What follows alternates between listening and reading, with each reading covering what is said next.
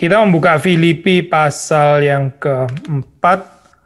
Kita membaca mulai dari ayat yang ke-10 ya. Aku sangat bersuka cita dalam Tuhan bahwa akhirnya pikiranmu dan perasaanmu bertumbuh kembali untuk aku. Memang selalu ada perhatianmu, tetapi tidak ada kesempatan bagimu.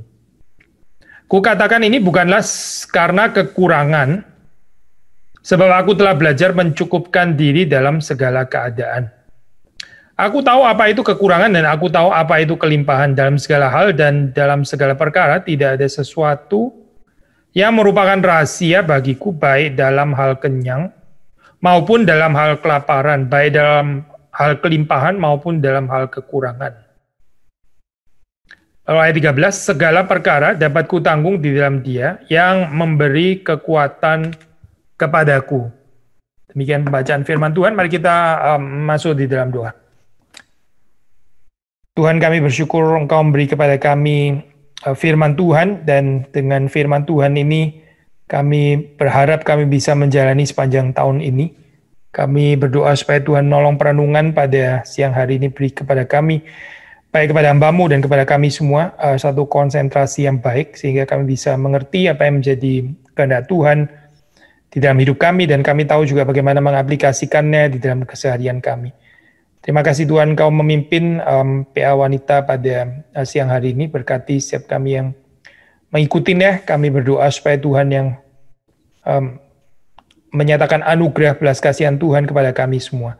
Demi Yesus Kristus kami berdoa. Amin.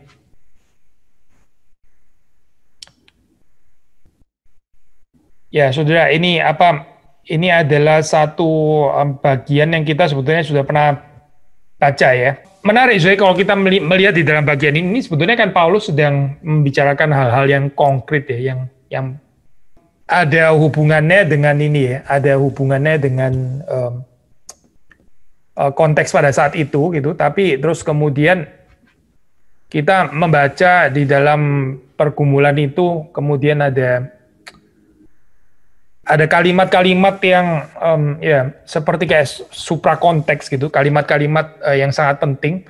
Ini menyatakan bahwa di dalam kehidupannya Paulus itu biasa berpikir secara teologis ya. Ini penting sekali, saudara. Kita kadang-kadang di dalam hidup ini terpisah ya antara prinsip-prinsip teologis yang penting dengan kehidupan kita sehari-hari.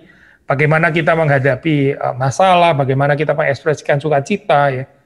Seperti kayak nggak ada refleksi teologisnya sama sekali gitu. Lalu waktu kita belajar teologi, waktu kita PA, Bible study dan sebagainya, tapi terus juga nggak nyambung juga dengan kehidupan sehari-hari gitu. Kita perlu melatih hal ini ya, melatih bagaimana berpikir teologis di dalam kehidupan sehari-hari gitu.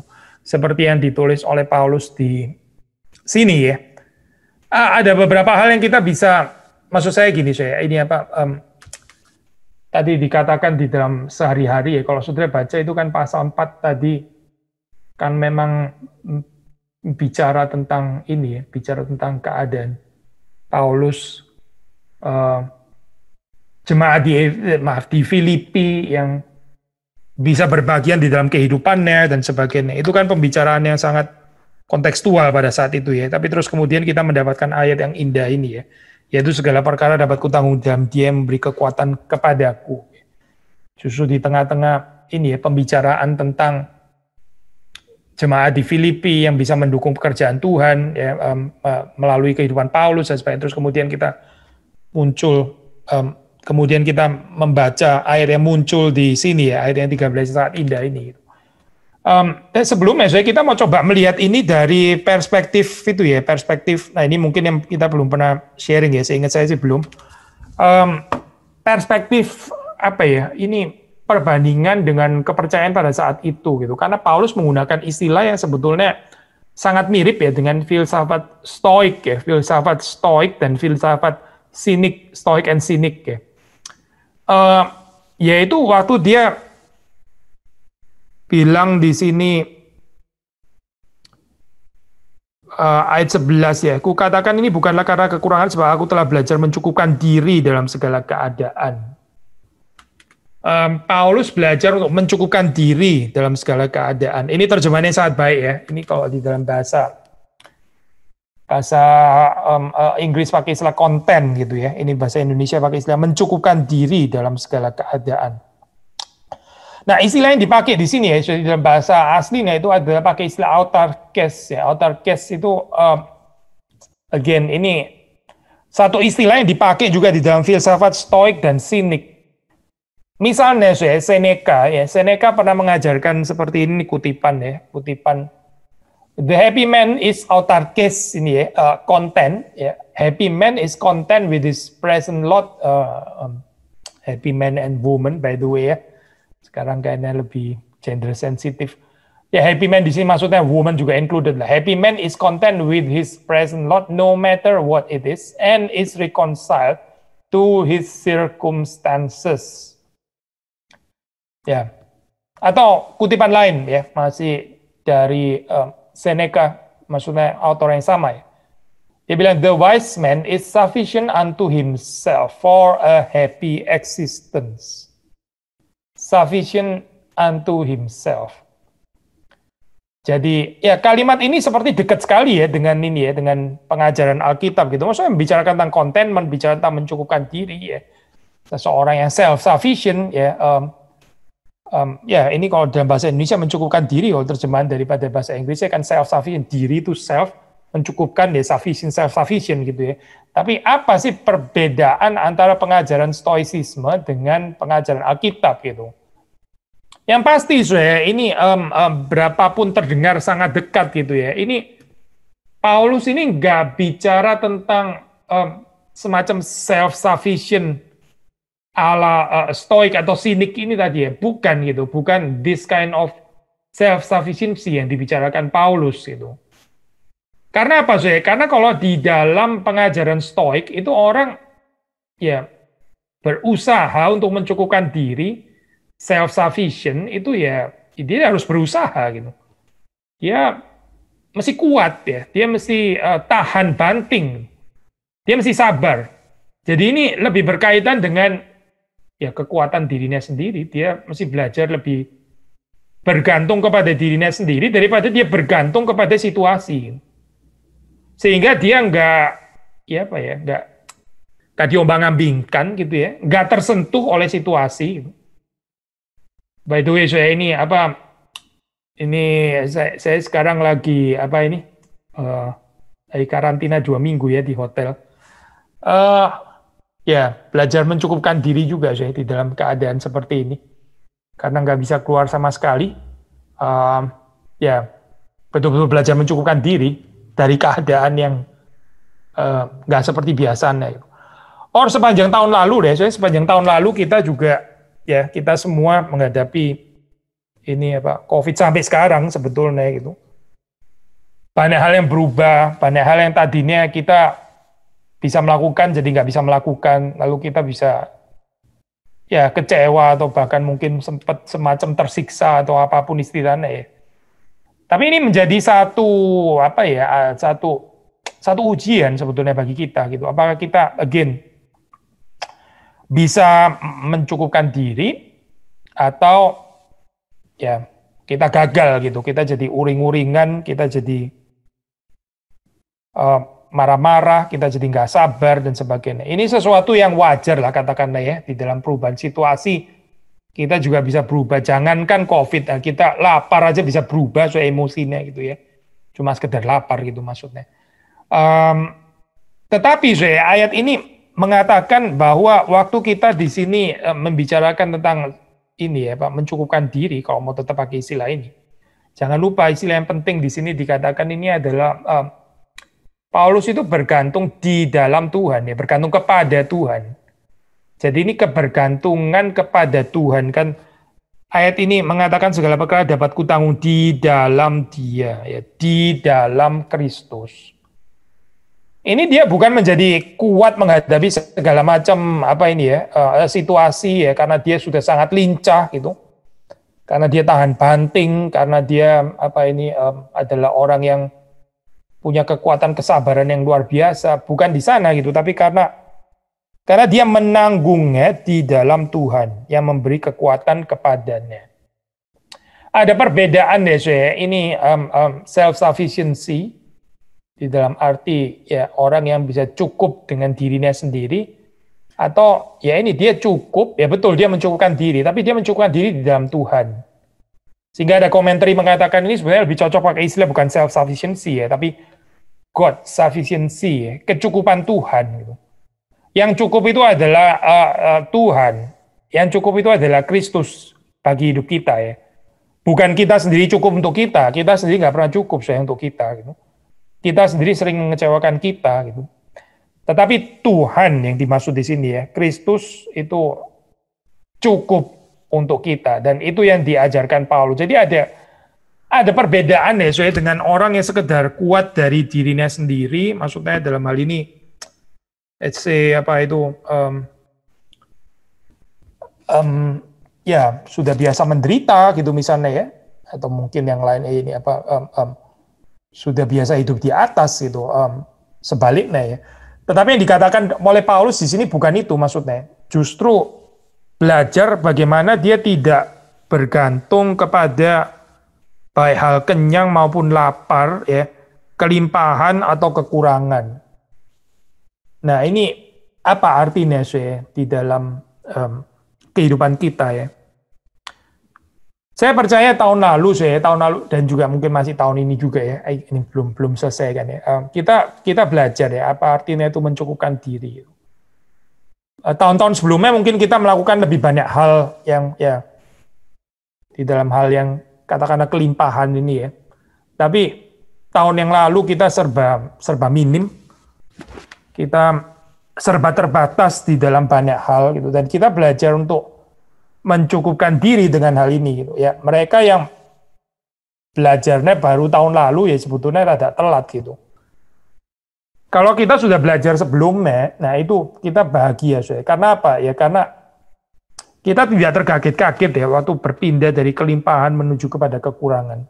Di sini Paulus mengatakan segala perkara dapat kutanggung ya, segala itu semua itu maksudnya mencakup baik kelimpahan maupun kekurangan. Bukan cuma kekurangan, tapi juga kelimpahan. Maksudnya kita gini, kita bukan saja bisa gagal ya menanggung keadaan kekurangan, tapi kita juga bisa gagal di dalam menanggung keadaan kelimpahan. Keadaan kelimpahan itu juga perlu ditanggung di dalam Kristus ya, bukan cuma keadaan kekurangan saja yang perlu ditanggung di dalam Kristus. Karena orang yang di dalam kelimpahan itu bisa melupakan Tuhan, bisa eksesif ya. Dia bisa apa ya? Berlebihan gitu di dalam kehidupannya, sehingga ya waktu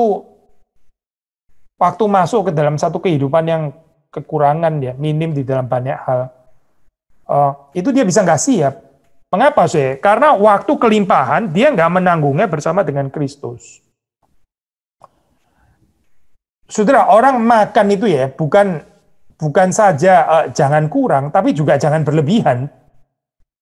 Makan ya ada saat kita itu ini ya, makan itu saya waktu di Jakarta ini saya terima kiriman ini ya, makanan ya, jemaat kasih makanan itu ya, makanan kadang-kadang makanan yang diterima itu seringkali sih, bukan kadang-kadang ya, itu lebih daripada satu porsi, saya itu kebanyakan ya sebetulnya gitu. Banyak sekali gitu.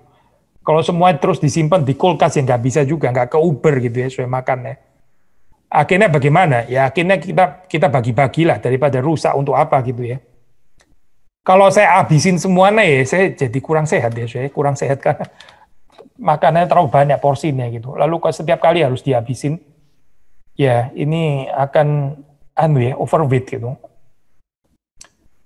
Hidup di dalam kelimpahan itu ya, saya. Kalau kita nggak bisa menanggung dengan benar, akhirnya terus mungkin kita menjadi serakah, kita menjadi boros, kita menjadi kayak orang yang nggak tahu diri gitu ya. Akhirnya waktu saat kekurangan itu datang, ya pasti kita nggak siap. Karena apa sih? Karena kita sudah biasa di dalam fasilitas yang di atas itu gitu. Makanya di sini Paulus mengatakan kalimat, aku tahu apa itu kekurangan, aku tahu apa itu kelimpahan. Dalam segala hal, segala perkara tidak ada sesuatu yang merupakan rahasia bagiku. Paulus itu bisa hidup susah, dia juga bisa hidup enak juga. Dia bukan anti hidup enak juga, by the way. Itu berkat Tuhan, ya dinikmati pasti gitu. Tapi aku menikmati ya, belajar menikmati secara moderate lah dalam hal ini ya. Di dalam porsi yang memang orang butuhkan. Waktu orang nggak bisa menikmati di dalam porsi yang dibutuhkan, itu yang seringkali menjadi masalah di dalam kehidupan kita ya. Akhirnya ya itu, kita nggak bisa hidup susah ya. Ya hopefully setelah kita melewati ini ya tahun lalu ini, kita bukan hanya menjadi lebih sabar gitu dengan keadaan, bukan cuma menjadi lebih sabar saya, tapi kita belajar untuk lebih mencukupkan diri di dalam Kristus ya. Kristus itu cukup untuk kita gitu, di dalam keadaan apapun. Harap sih kita bertumbuh ya saya di dalam hal ini gitu. Bukan apa ya, bukan mulai membiasakan diri dengan the new normal yang sebetulnya abnormal, itu bukan pelajaran Kristen, saya bukan gitu.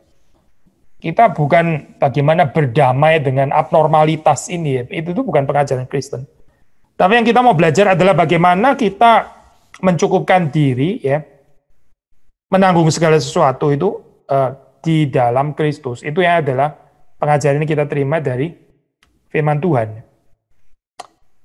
Kita melanjutkan ini ya, konteks di dalam Filipi ya. Jadi Paulus ini adalah hamba Tuhan yang peka ya, saya peka di dalam pengertian gini ya. Memang bisa sensitif ya waktu bicara tentang persembahan, apalagi ini persembahan untuk dia gitu kan ya. Ini kita baca ayat 10 tadi ya. Aku sangat bersuka cita dalam Tuhan bahwa akhirnya pikiranmu, perasaanmu bertumbuh kembali untuk aku. Memang selalu ada perhatianmu tapi tidak ada kesempatan bagimu. Kukatakan ini bukan karena kekurangan. Kukatakan ini bukan karena kekurangan. Maksudnya apa sih? Gini ya. Ini Paulus kan bersyukur gitu. Dia bersuka cita, dia bersyukur ya. Karena apa ya? Karena dia terima pemberian daripada jemaat Filipi gitu. Nah, ini apa kalau nggak dikatakan, dijelaskan secara peka ya, saya bisa menimbulkan salah mengerti gitu dari jemaat ya. Yang pasti dia nggak ada pikiran. Paulus ini sama sekali nggak ada pikiran waktu dia menyinggung tentang kebutuhannya ya. Ini seperti kayak kasih hint, kasih tahu gitu ya, kasih semacam signal gitu ya, bahwa saya ini butuh loh ya, saya ini perlu loh ya, jadi kamu jangan nggak persembahan ke saya. Pasti bukan itu, saya bukan.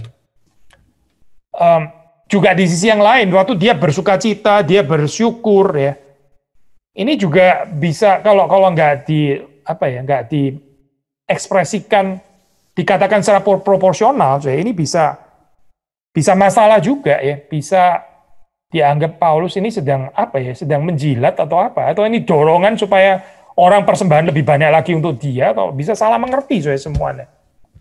Sulit ya di dalam kehidupan yang memberi dan menerima itu nggak sesederhana yang kita pikir, kadang-kadang bisa rumit sekali gitu, karena memang kita adalah orang yang berdosa ya, yang menerima orang berdosa, yang memberi juga orang berdosa. Tapi di sini yang kita bisa pelajari yang indah dari Paulus itu adalah dia nggak mau memberikan kesan bahwa dia ini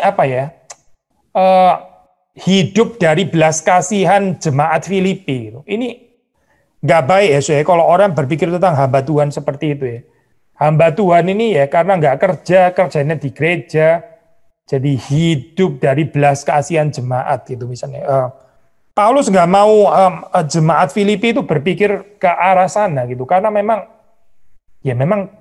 dia bukan yang mendapat belas kasihan daripada jemaat Filipi gitu, dan juga bahwa jemaat Filipi ini jangan menempatkan diri sebagai patron ya. Patron, sudah tahu istilah patron ya. Ini apa ya bahasa Indonesianya ya? Patron itu agak susah ya ini ya. Ya orang yang menjadi sponsor gitu ya, sponsor daripada kehidupan Paulus gitu ya. Paulus menjelaskan bahwa itu bukan demikian ya. Makanya dia bilang, kukatakan ini bukan karena kekurangan. Ya, jelas ya, saya. Paulus mengatakan ini bukan karena dia kekurangan, dan juga bukan untuk mendorong, ayo lu kasih lagi dong, persembahan lagi, jangan cuma segini gitu ya. Kasih lagi dong dan seterusnya. Bukan gitu. Paulus mengatakan ini kukatakan bukan karena kekurangan, sebab aku telah belajar mencukupkan diri dalam segala keadaan. Jadi maksudnya apa sih? Sukacitanya itu sebetulnya adalah ya sukacitanya jemaat Filipi juga gitu. Bagaimana mereka bisa belajar berbagian ya di dalam pekerjaan Tuhan. Ini sesuatu yang adalah kesempatan yang diberikan Tuhan ya. Of course Paulus juga bersuka cita ya, normal lah di dalam hal ini ya. Justru malah aneh kalau dia bilang, misalnya kamu memberi atau kamu nggak memberi, saya nggak ada perubahan perasaan apa-apa. Ya itu aneh, itu stoik namanya gitu ya. Tadi kita sudah jelaskan Paulus itu bukan stoik. Paulus bersuka cita waktu dia menerima persembahan itu gitu. Tapi dia menjelaskan dia mengatakan itu bukan karena dia kekurangan. Karena apa? Karena dia belajar mencukupkan diri. Kalau ada yang berbelas kasihan di dalam kehidupan Paulus yaitu Tuhan.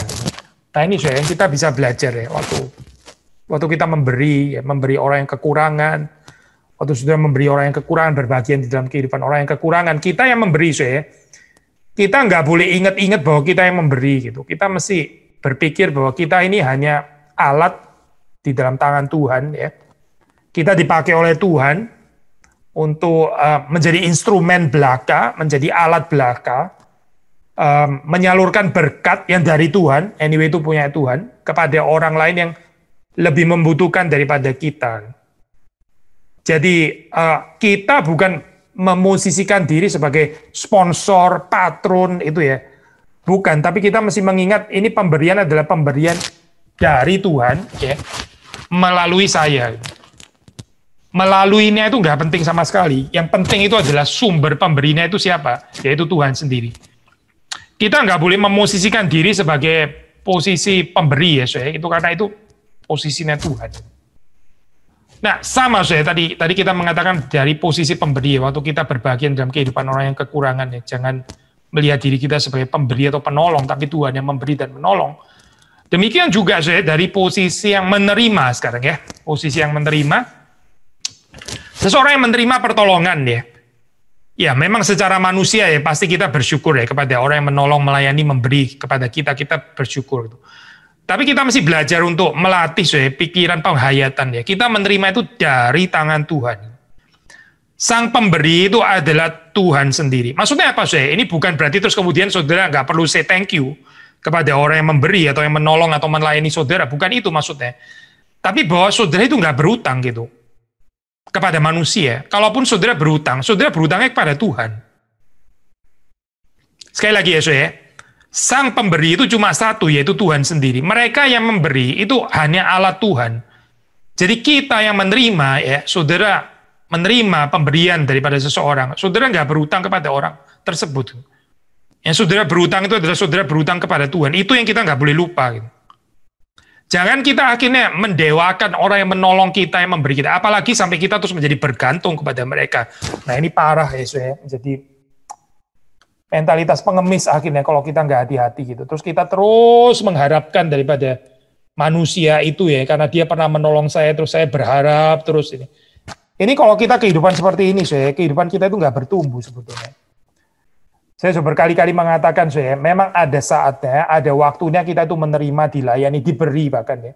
Saudara jangan sombong sampai nggak mau ditolong, nggak mau diberi, nggak mau dilayani, jangan sombong ya. Tapi sisi yang lain, kita juga mengingatkan, kita ada waktunya juga untuk memberi dan melayani. Orang yang terus diberi, tapi dia nggak pernah bisa memberi, itu nggak bertumbuh kehidupannya. Sekali lagi orang yang di dalam kehidupannya itu terus diberi, tapi dia sendiri itu nggak pernah bisa memberi. Itu kehidupan orang itu sebetulnya nggak bertumbuh. Itu sayang sekali. Saya bukan mengatakan saudara harus selalu memberi terus dan jangan menerima. Bukan. Tadi saya sudah bilang ya. Ada waktunya kita juga menerima pertolongan orang lain dengan rendah hati ya. Menerima bantuan orang lain. Itu perlu kerendahan hati. Ada saatnya kita percaya gitu. Tapi juga ada saatnya di mana saudara yang menolong orang lain, di mana saudara yang melayani orang lain, di mana saudara memberi. Baru di situ terjadi keseimbangan yang sehat ya. Tapi yang kita mau tekankan tadi adalah ini yaitu apa ya? The real benefactor ya, yang betul-betul menjadi apa ya, pemberi ya, yang bermurah hati dalam kehidupan kita itu sebetulnya adalah Tuhan gitu, bukan manusia.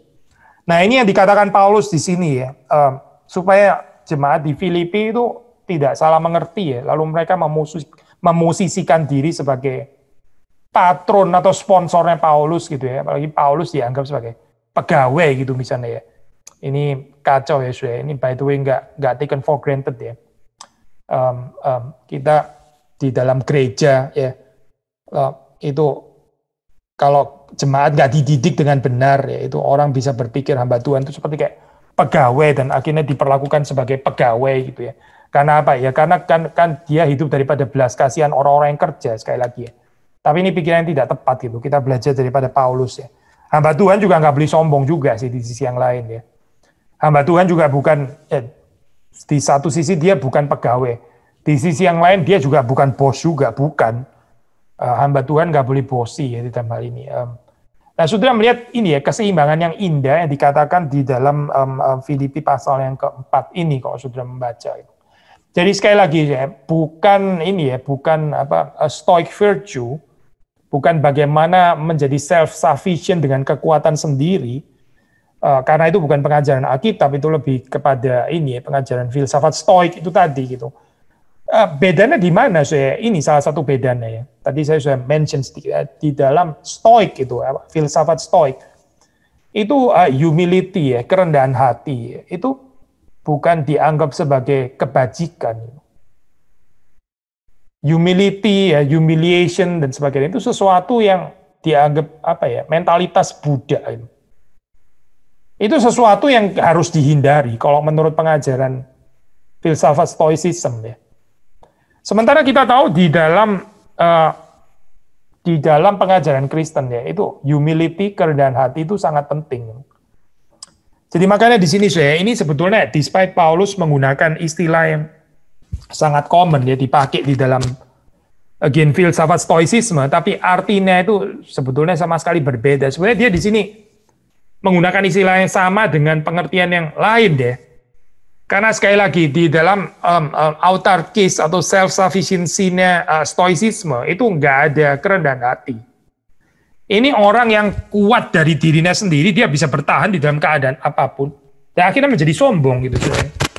Dia merasa dia yang mampu gitu, merasa dia yang hebat. Hebat juga di dalam penderitaan misalnya. Ada orang sombong karena dia mampu bertahan di dalam penderitaan. Jadi menghina orang lain yang rada cengeng. Yang nggak tahan menderita, dia lebih bisa menderita. Lalu terus kemudian dia menjadi sombong. Sombong karena apa? Karena dia lebih kuat di dalam penderitaan.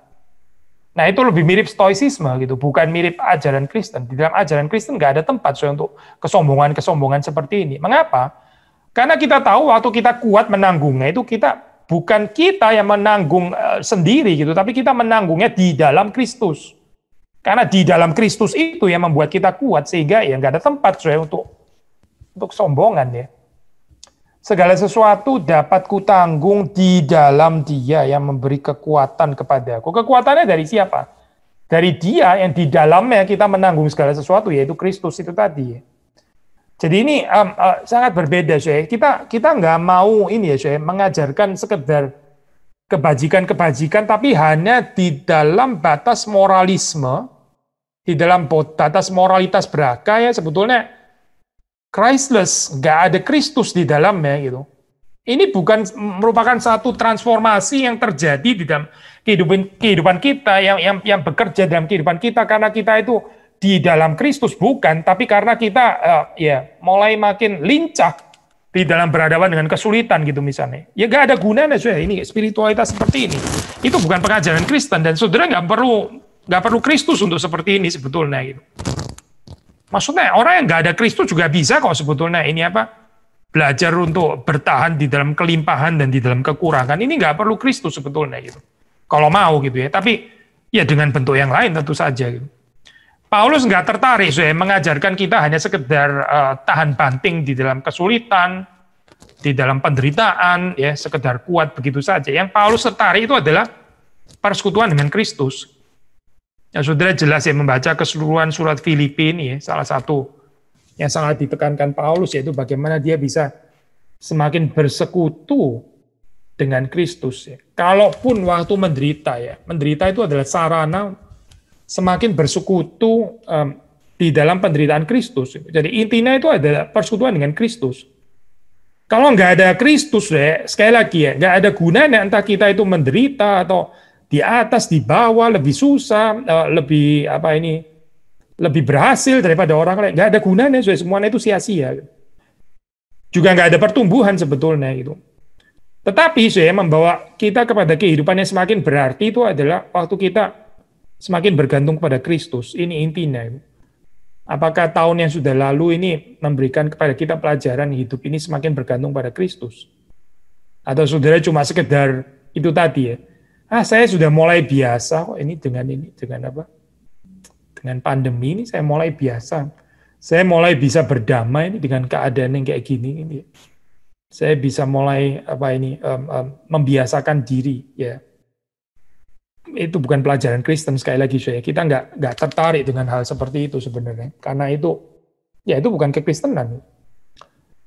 Sekali lagi ya saya, ini Paulus berbeda dengan filsafat stoicisme karena di sini sudah baca ini kebergantungan kepada Kristus ini berarti bukan tanpa kerendahan hati. Ini disertai dengan kerendahan hati. Bukan satu virtue, kebajikan, kekuatan yang ada pada diri kita sendiri, tapi yang kekuatannya itu datang dari Tuhan, datang dari Kristus. Paulus juga bukan seorang pembunuh sukacita gitu ya, orang yang sirik, nggak seneng, apalagi iri hati dengan orang yang berkelimpahan. Kita tahu dengan jelas ya, yaitu dari mana? Ya dia bilang di sini, aku tahu apa itu kekurangan, aku tahu apa itu kelimpahan. Jadi waktu ada saat ya berkelimpahan, Paulus juga tahu kok dia bisa bersukacita di dalam ini ya, kelimpahan tersebut gitu. Cuma Paulus menikmati betul ya, dia menikmati itu berkat dari Tuhan. Waktu katakanlah kelimpahan itu datang, ya, tetapi dia juga tahu ya bagaimana hidup tanpa kelimpahan-kelimpahan tersebut. Nah ini yang indah Sekali lagi ya. Hidup di dalam Kristus itu ya, bukan berarti hidup yang anti kelimpahan, tidak. Ada saat kok kelimpahan gitu ya. Ada saat kita banyak makanan ya. Ada saat kita bisa traveling.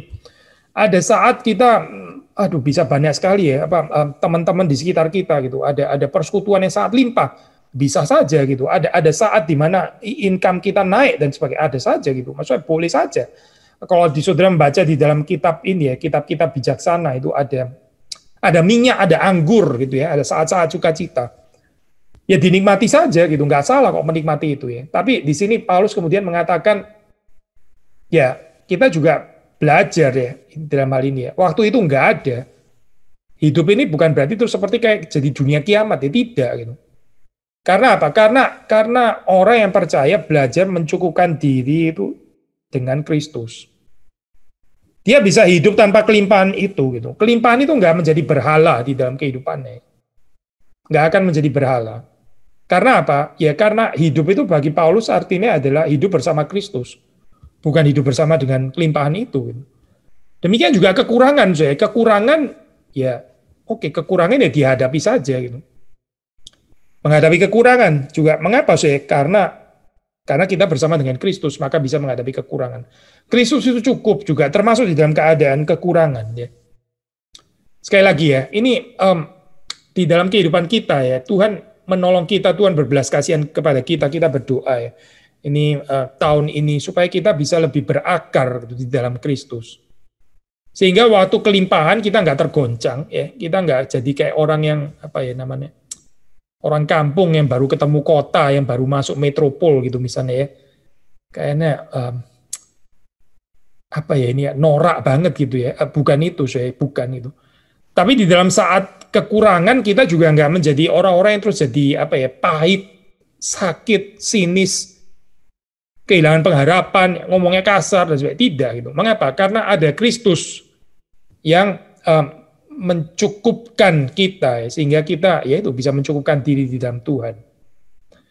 Jadi yang penting apa di sini ya, di dalam segala sesuatu ya, di dalam segala sesuatu itu, di dalam circumstances apapun, di dalam kondisi apapun ya, bagaimana kita bisa tetap sebagai seorang Kristen ya yang tidak kehilangan sukacita, yang tidak kehilangan iman, pengharapan, dan cinta kasih terutama ya. Ini yang penting sekali lagi ya. Jangan kita mengasihi orang lain ya waktu hanya kita di dalam kelimpahan misalnya. Waktu kelimpahan kita mengasihi orang lain, waktu kekurangan kita nggak sanggup mengasihi orang lain.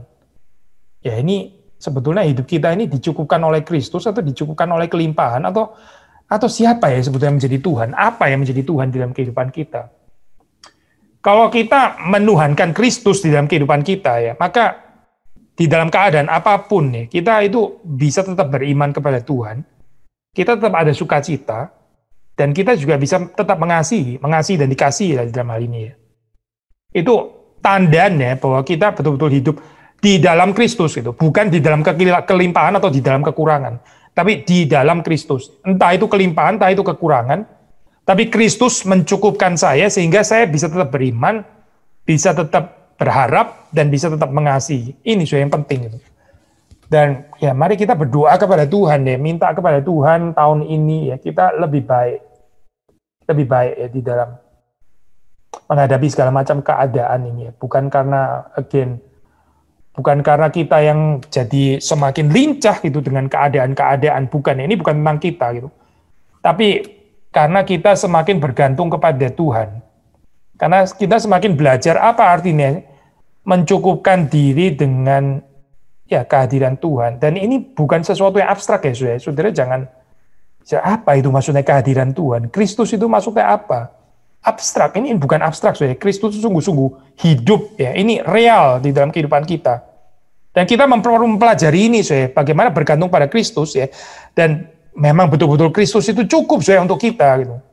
Kita nggak menjadi gila di dalam saat isolasi gitu ya, nggak menjadi nggak jadi stres, depresi atau apa gitu ya, nggak perlu. Kenapa ya? Karena Kristus itu cukup. Gitu. Saudara masih tetap bisa melayani, saudara masih tetap bisa mengasihi, saudara masih tetap bisa membagi berkat di dalam keadaan yang katakanlah minim sekalipun gitu ya. Nah ini menjadi satu pelajaran untuk kita semua.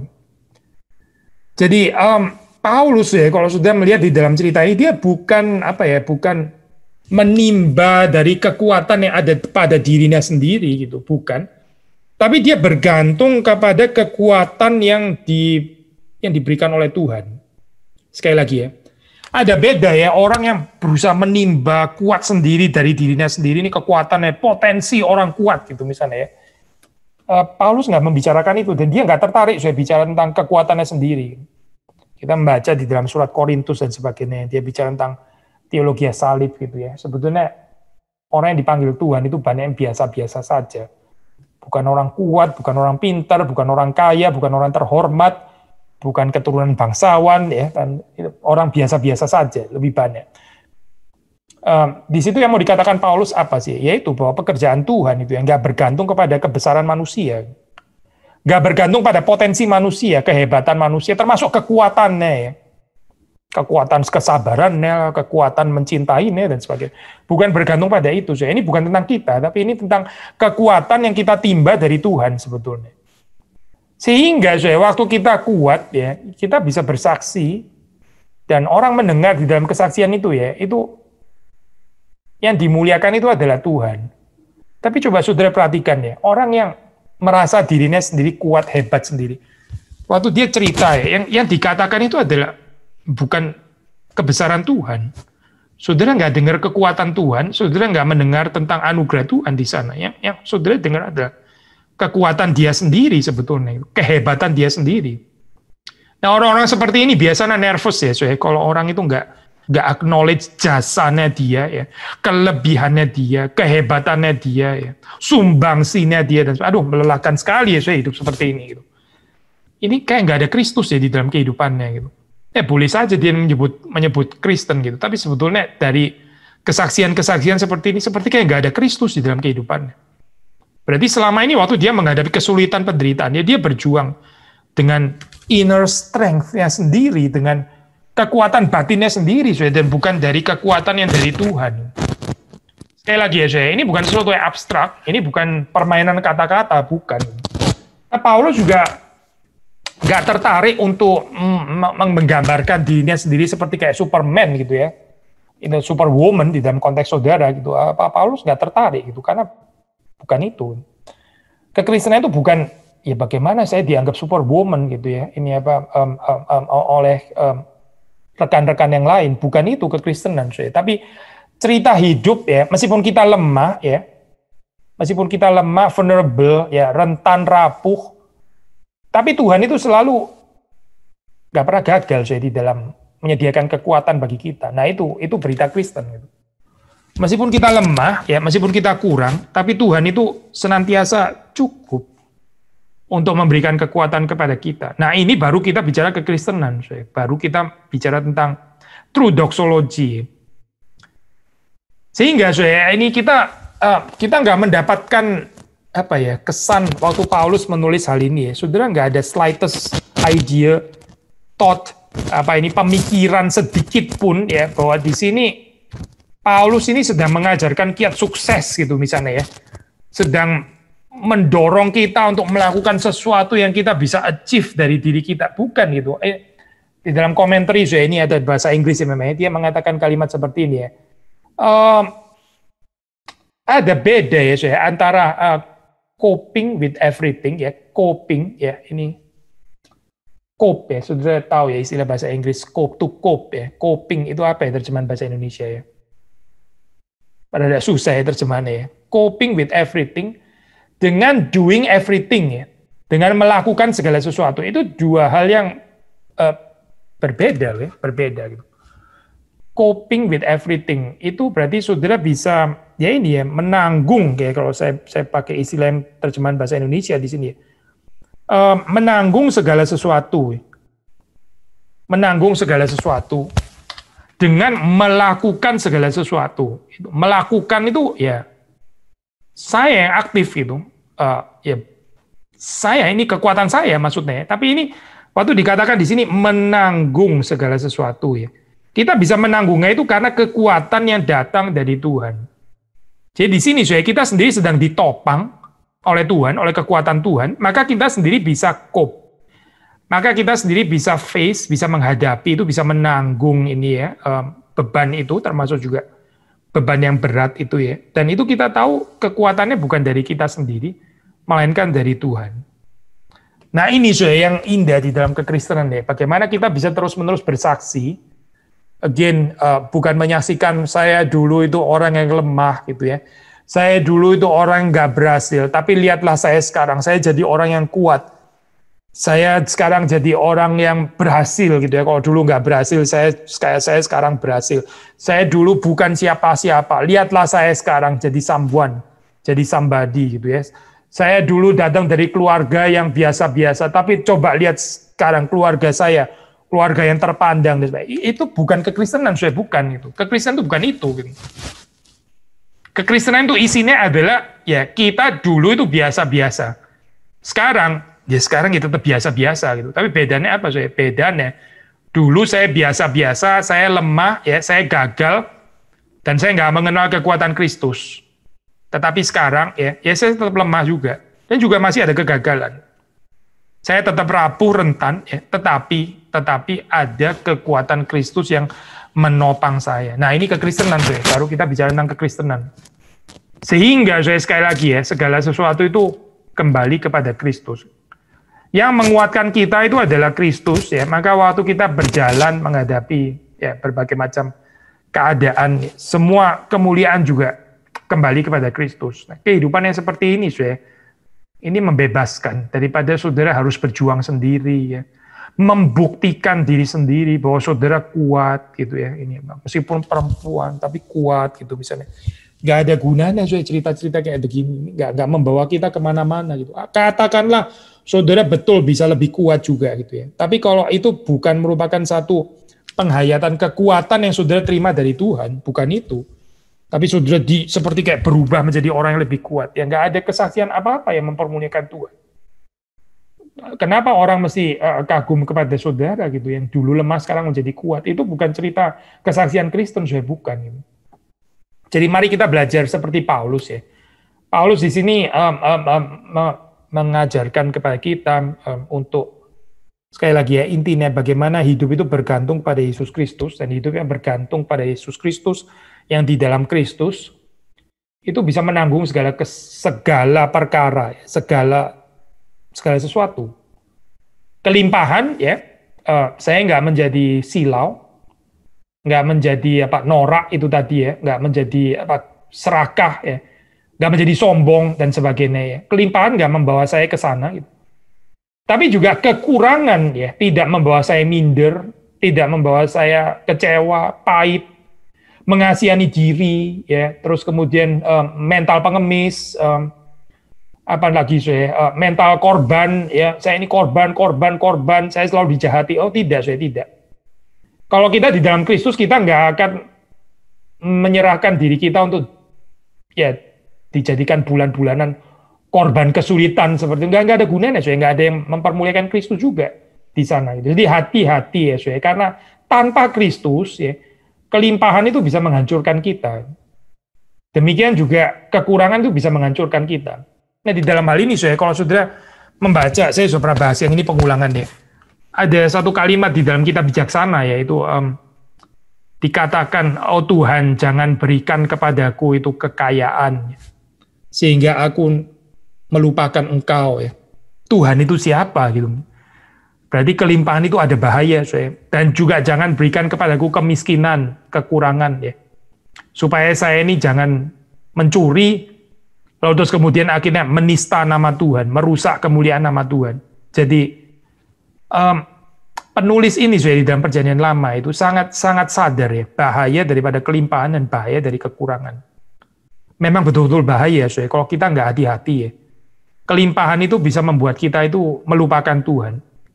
Kekurangan ya juga bisa menghancurkan kita ya, membuat kita jadi orang yang jahat ya, membuat kita jadi orang yang akhirnya terus kemudian ya itu tadi itu merusak kemuliaan nama Tuhan. Kita jadi mencuri, jadi egois, dan hanya memikirkan diri kita, gitu ya, nggak pernah memikirkan orang lain, dan sebagainya. Tetapi Paulus ya memberikan kepada kita jalan keluarnya yaitu waktu kita di dalam Kristus. Waktu kita menanggungnya bersama dengan Kristus. Kita nggak perlu takut ya. Ada saat kelimpahan, ya ayo. Ada saat kekurangan, ya ayo, gitu ya. Maksudnya dua-duanya itu kita bisa tanggung di dalam Kristus, yaitu Dia yang memberi kekuatan kepada kita. Harap saya ini message ini ya, berita ini, perenungan ini menjadi satu kenyataan di dalam kehidupan kita ya. Ya sepanjang tahun ini paling enggak, atau ya di tahun-tahun berikutnya juga gitu. Ini sebetulnya ayat ini adalah satu ayat yang saya mengikuti kalender gereja ya. Jadi kalender gereja ini minggu pertama tahun baru. Ayat yang dipilih itu adalah ini ayat ini gitu. Kiranya Tuhan memberkati kita semua. Mari kita masuk di dalam doa. Tuhan, kami memohon supaya di dalam tahun ini kami sekali lagi boleh belajar dan semakin bergantung kepada Kristus, bergantung kepada Tuhan. Dan Tuhan mengampuni kami ketika di dalam hidup ini kami lebih sering diombang-ambingkan oleh keadaan, entah itu oleh kekurangan atau oleh kelimpahan. Kami menjadi orang-orang yang sangat bergantung pada keadaan kami. Kami hanya bersukacita ketika kami di atas, tapi ketika kami di bawah kami kehilangan sukacita. Kami hanya melayani, memberi orang lain ketika kami berkelimpahan, tapi ketika kami berkekurangan kami sibuk memikirkan diri kami sendiri. Kiranya Tuhan mengampuni kami, Tuhan menolong kami untuk bisa lebih lagi mengalami kebenaran firman Tuhan. Dan bukan dengan kekuatan kami, tapi janji Tuhan ini boleh dinyatakan di dalam kehidupan kami ketika kami memberi diri kami untuk percaya kepada Tuhan, percaya kepada firman-Mu, dan taat kepada firman-Mu. Tuhan yang memberkati saudari-saudari yang mengikuti di dalam perenungan firman pada siang hari ini. Tuhan tanamkan firman-Mu di dalam hati kami dan membuat kami semakin berakar di dalam Kristus. Terima kasih Tuhan, berkati sepanjang tahun ini. Tuhan tolong kami bisa menyaksikan kelimpahan firman Tuhan dengan lebih lagi, dan nama Tuhan yang boleh dipermuliakan. Demi Yesus Kristus kami berdoa, kami bersyukur. Amin.